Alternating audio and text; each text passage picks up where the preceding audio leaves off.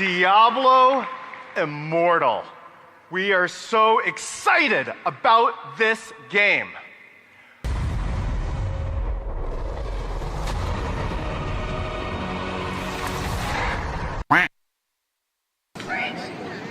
Oh, damn.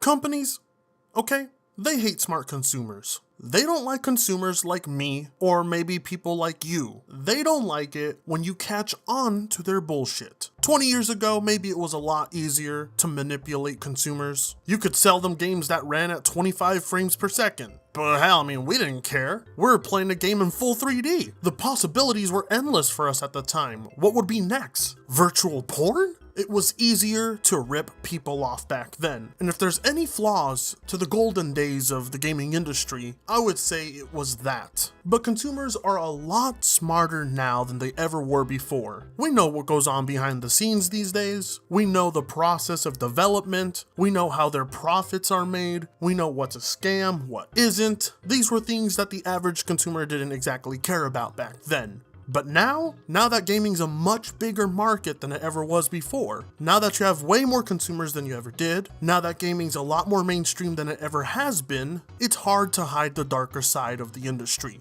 Now, in many ways, this is a good thing, because it allows people to expose anti-consumer practices and call out companies on their bullshit like never before. It gives the consumers a chance to know ahead of time what's worth their money and what isn't. The only thing that's stopping the consumers these days is their own stupidity. And what I mean by that is their inability to refrain from buying certain products that screw them over. Now, of course, just because consumers can be victims of their own stupidity doesn't mean they aren't victims of corporate greed. Games journalists, they suck ass. We'll get to them in a second. Far-right leaning conservatives that blame violence on gamers and video games, they suck ass too. Crazy feminists like Anita Sarkeesian who think gamers are misogynistic, racist assholes, they suck too. But above all else, it seems that it's the corporations, the very ones who create the products that we like to buy, they seem to be the ones that hate gamers more than anyone else. So,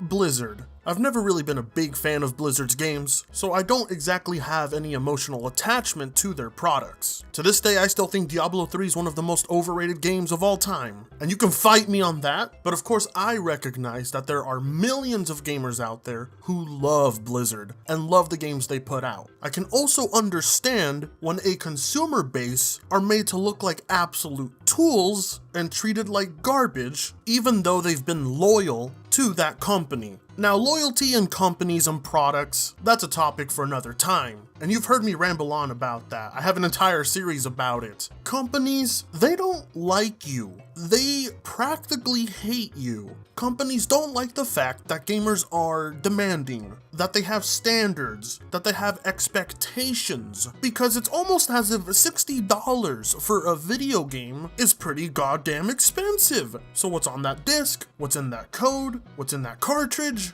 It better be well worth at least 5 years of a browser subscription fee. This is reasonable. You see it in nearly every other industry. When people have absolutely no life and are some of the most boring people on the planet, and golfing becomes their hobby, they'll go out and they'll pay a pretty penny for a golf club. And if it's not up to standard, if it sucks, if it's bad, and there are changes to the product that you don't like, nobody is going to come after you for speaking out about it. That company, they'll refund you, or they'll start making changes to their product. What they won't do is act like smug pricks who think you don't know what the fuck you're talking about. Have you ever thought about adding servers for previous expansions as they were then?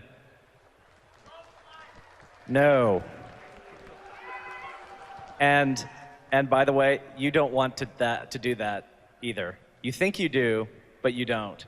The old saying, the customer is always right, seems to have gone out the window within the last few years when it comes to the gaming industry. It seems expectations and standards, you know, the very things that mold and build a company, it seems to have been their greatest threat, and they hate it. The people pushing money into them to make them big and successful are a hindrance to them now. Instead of putting forth the effort to pander to the audience that made them successful to begin with, aka the huge Diablo fan base, they've instead decided to take advantage of those people. They treated everyone who went to that convention like absolute morons, thinking that this was okay.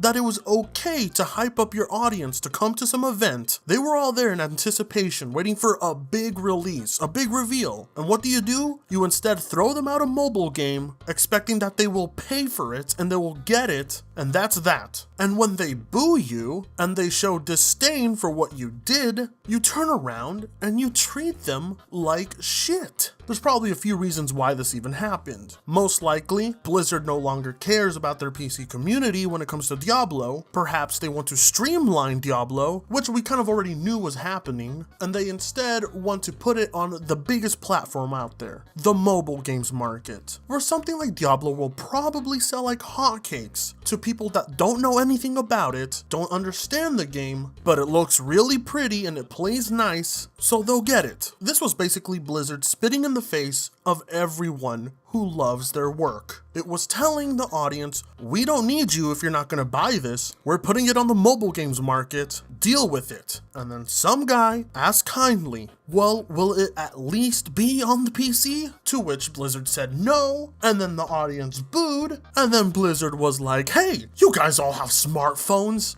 This is how you do not respond to criticism. When you fucked up, your player base will tell you. They will make it apparent. They will make it obvious. And if you're going to act like a smug prick to those people, you are going to get bashed. Deservingly so. It's not the first time Blizzard has treated its consumers like ass. They've done it before. They've made boneheaded decisions that the consumers didn't want, that their player base and fan base clearly weren't in favor of, and yet they continue with the same attitude. Well, we don't give a fuck what you guys think.